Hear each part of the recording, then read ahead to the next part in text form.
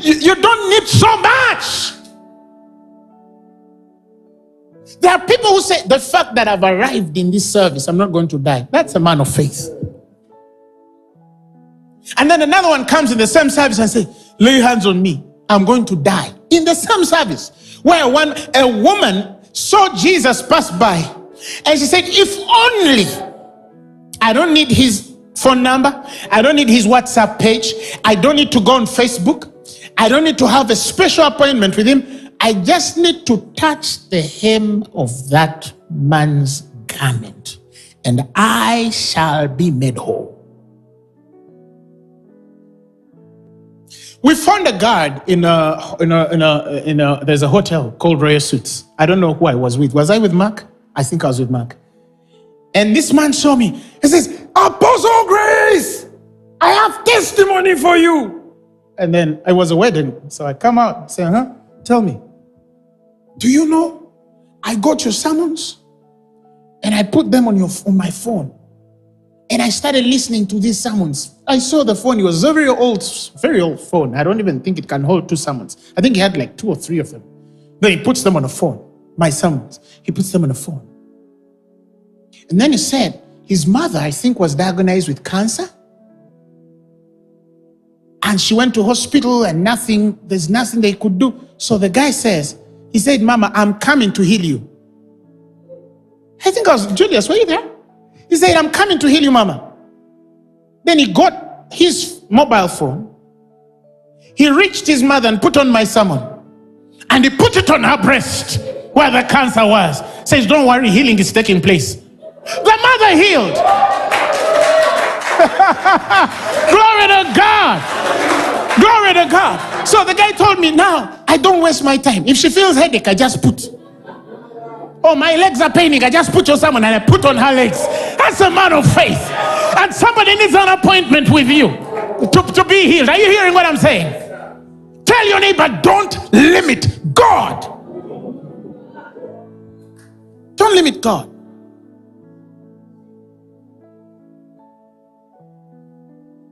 How did I begin preaching? How did I begin my ministry? It was that little small beginning. I was invited in a Baptist church to sing. I couldn't even lead song, so I stood behind like this. I backed up. That's how I began ministry. I'd never stepped on an altar in my life. So a guy is somewhere in the back. Somebody's leading and he's singing.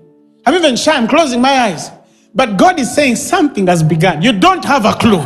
You don't have a clue. You don't have a clue. The Bible says in Zechariah, the 4th chapter, the 10th verse, if you read the New Living Translation, Zechariah, the 4th chapter, the 10th verse, it says, do not despise these small beginnings. Somebody shout hallelujah. For God rejoices to see the work begin. Oh, God, the Bible says, rejoices to see the work begin. Let me explain this. The moment you applied for that visa, and then they called you for the interview, God said,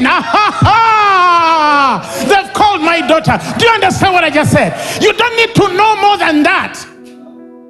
And then you say, pray for me. They've called me for the interview. Then God is like, she spoiled the flow. Keep with it. Tell your neighbor, keep with it. Type it on YouTube and say, keep with it. Somebody shout hallelujah. For some of us, that small beginning was that application we put in. And they said, we've accepted you. Come and start your senior one with us. Some of us, it's those little small things. They didn't look big at that particular point. But the fact that they even said hello. The fact that they bypassed us and they said hello and they went away. For us it was a sign. You say, why did he say hello this time? Why did he turn my side this time? Why is he the one watching my TV now? Why is it that they tuned in today? For us it was enough. Somebody shout amen. I heard the sound years ago. and we were in a 50 people room. I told my friend Robert, I didn't even have money to rent a building. And Robert said, no, be using my building on Saturday. I don't use it, I'll be using it on Sunday. And on that Saturday, in Robert's building, no machines, no chair, no camera, no nothing. Pastor Emma is seated here. The Miriams are seated. About 30 or 40, 50 kids there. And I start telling them, I hear the sound of TBN. We were in Mukono. There was nothing. Child of God, believe him. Believe him. I said, we are going on TBN. And I told them there are people watching us across the world. I want you to wave to those that are watching us. There was no camera. There was no piano. There was no choir. There were only plastic seats on a hot Saturday. And I told them, wave to those that are watching us. Wave to the people watching us across the world. Tell them we love them. There was nothing but the fact that I had 30 people, 40 people listening to me. I knew something had begun. I knew something had begun. Glory to God. Yeah. We didn't have a stadium, but something had begun.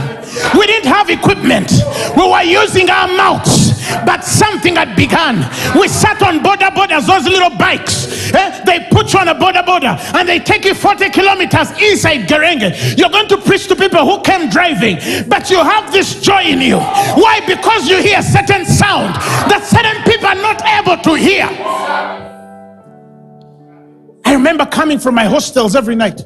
We preach up to 2 a.m. And then you go back home and you enter the room and there's already probably a bun and water. Oh, I know many days I fed on a bun and water. Why? Because the pocket money daddy gave me, I gave it to a boy to go to school. And the little that I preserved, I started to buy buns and water. And I eat my buns at 2. And after eating my buns and my stomach is full, I speak in tongues up to 3 a.m. And I wake up in the morning happier than I went to bed. Are you hearing what I'm saying? And then the next day you preach the same gospel. And I hear Christian giving up quickly. And I don't understand you. For us, even an invitation was a sign.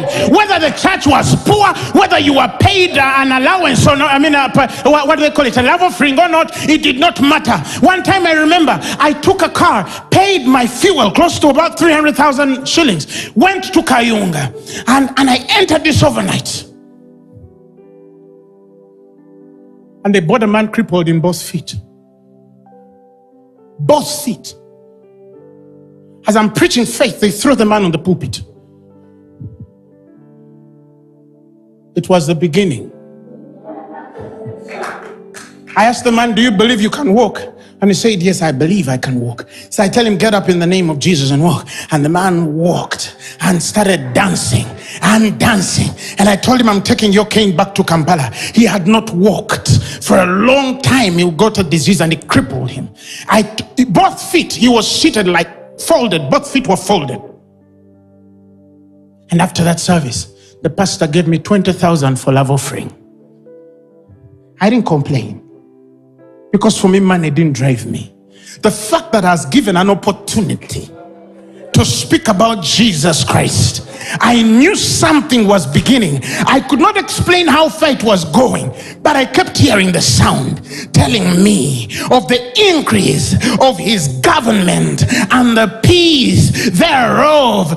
There shall be no end upon the throne of David and upon his kingdom, to order it and establish it with judgment and with justice. And he said, and the zeal of God shall perform this. I kept hearing the sound telling me, my zeal will grow you. My zeal will prosper you. My zeal will multiply you. My zeal will draw men. My zeal will reward your faith. Somebody shout hallelujah. I remember they brought me a lady who was dying. I prayed for her. She died. But the fact that they had considered me, listen, the fact that they had, of all the people they could think of, they thought of a crazy boy who had no record of raising dead people, but at least they believed that he could raise a dead person or heal a person. It was enough. You pray for the next person. You start preaching. If you have the dead, call me. And they believe you. Next thing you know, they're calling you. There's another dead person. You pray for them. They don't come back. You pray for another one. But for me, the fact that they could think I was that crazy. I just told God, the fact that they called me, you know what to do. And I will never forget. I'm driving one place and they call me, a kid is dead. The mother tells them, before you take this boy to the mortuary, he was born dead. She said, before you take this boy to the mortuary, call this man. So I think the nurse called me thinking I'm the father. They'd call me. I'd failed to pick it at the first time. And then later I pick it. And I saw me, oh, sorry, we've been calling, you know, we are sorry. We're trying to comfort this woman. She has lost the child. You've lost the baby. I said, which baby? No, there's a young boy here. The lady's called who? Jennifer. The kid is dead. So they carry the boy and take him to the mortuary. So I say, where is the baby? Are you near the baby? The nurse says, no. They've taken the kid to the what? To the mortuary. I told him I'm going to raise that boy. The fact that